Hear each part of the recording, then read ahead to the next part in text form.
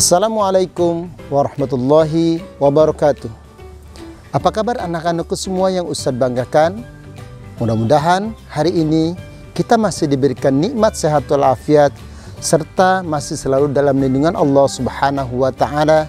Amin amin ya rabbal alamin. Masih bersama Ustadz Nasruddin yang akan mengajarkan kalian pembelajaran dengan cara yang lebih mudah, pembelajaran yang ada di kelas 5. Pada kesempatan kali ini kita masuk bab kedua tentang kecepatan dan debit.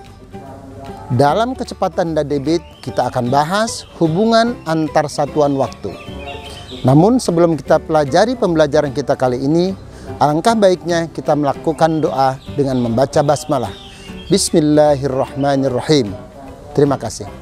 Anak-anakku sekalian yang Ustadz banggakan, pada kesempatan kali ini kita akan bahas hubungan antar satuan waktu.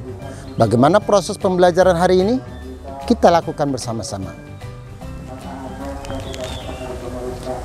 Anak-anakku semua, hubungan antara satuan waktu, kita mulai dari satuan waktu yang paling kecil. Apa satuan waktu yang paling kecil? Yang pertama adalah detik. Dari detik kita akan berubah menjadi menit.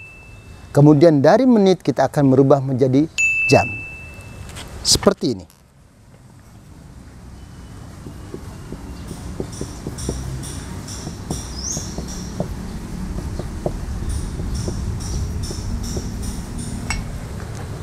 Bagaimana mengukur dari detik ke menit?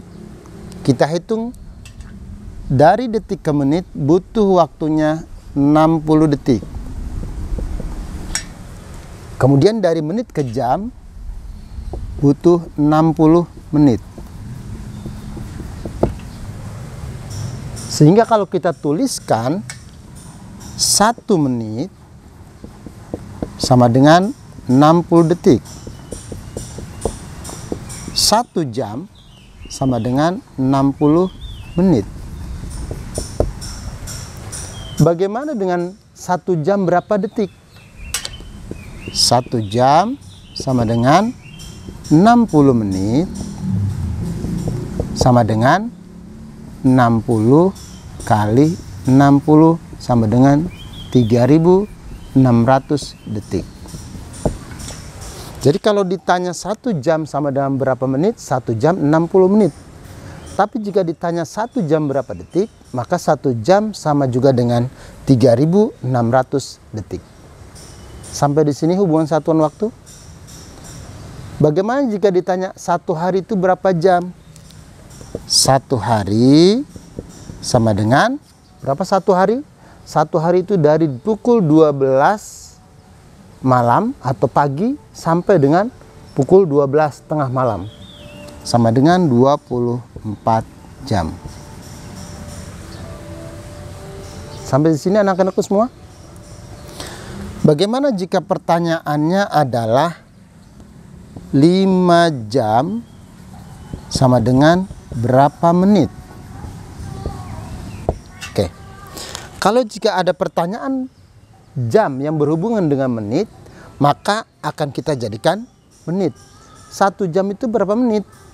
1 jam adalah 60 menit. Maka jika pertanyaannya 5 jam, tinggal kita kalikan.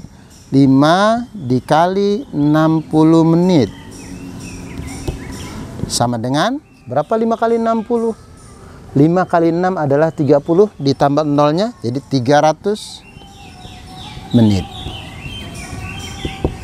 Sampai di sini bisa dipahami? Baik. Bagaimana pertanyaan misalnya di sini 3,5 jam sama dengan berapa menit? Di sini ada setengah. Jadi kita sudah pelajari bilangan setengah yaitu pecahan. Kalau 3,5 jam, maka kalau dalam bentuk perkalian 3,5 akan kita jadikan pecahan biasa. 3,5 sama juga dengan 3 dikali 2 ditambah 1 sama dengan 7/2. 7/2 dikali 60 menit. Ini bisa kita coret 60 dengan 2, ini 30. Sehingga 7 kali 30 sama dengan 210 menit. Sampai di sini hubungan antar satuan waktu. Dari kita waktu itu dari yang paling kecil adalah satuan waktu detik, kemudian menjadi menit, jam, hari, dan seterusnya. Baik anak-anakku semua, bagaimana? Sampai sini bisa dipahami hubungan antar satuan waktu dari satuan waktu yang paling kecil sampai yang paling besar. Sudah bisa dipahami? Baik, kita lanjutkan. Masih dalam hubungan satuan antar waktu, bagaimana jika ada pertanyaan bagaimana perbedaan antara waktu Indonesia bagian barat, waktu Indonesia bagian tengah, dan waktu Indonesia bagian timur? Oke, Ustadz tuliskan seperti ini.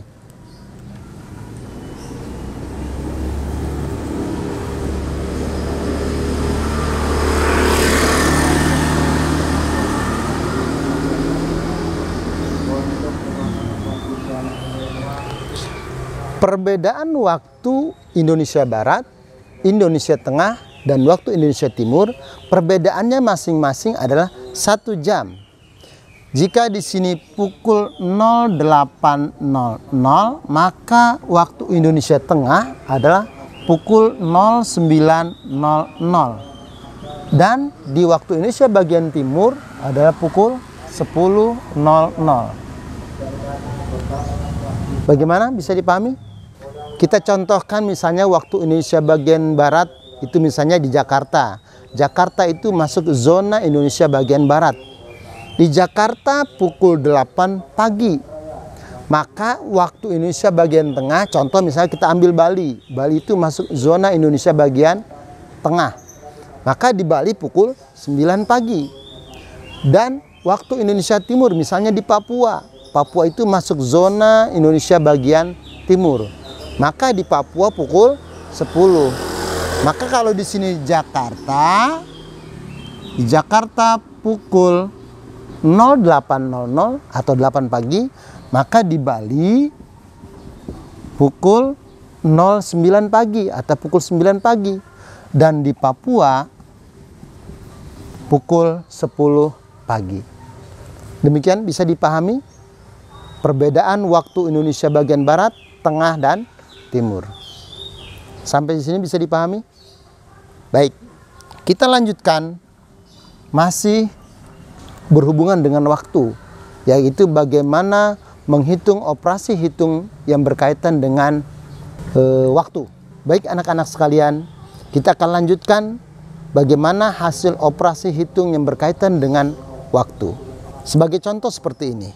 Misalnya di sini ada soal 3,5 hari ditambah 8 jam sama dengan berapa jam? Di sini ada contoh soal 3,5 hari ditambah 8 jam sama dengan berapa jam? Jadi yang kita jadikan patokan adalah berapa, pertanyaannya jadikan apa? Oke, di sini ada soal 3,5 hari ditambah 8 jam sama dengan berapa jam? Yang kita jadi patokan adalah semua dijadikan jam. 3,5 hari, maka ini akan kita rubah menjadi berapa jam? Maka di sini kita tulis 3,5 hari dikali 1 hari sama dengan 24 jam. Kali 24 jam. Sudah berubah menjadi jam. Tinggal ditambah 8 jam. Sekarang 3,5 hari sama dengan berapa jam? Tinggal, karena ini adalah pecahan campuran, maka kita harus jadikan pecahan biasa.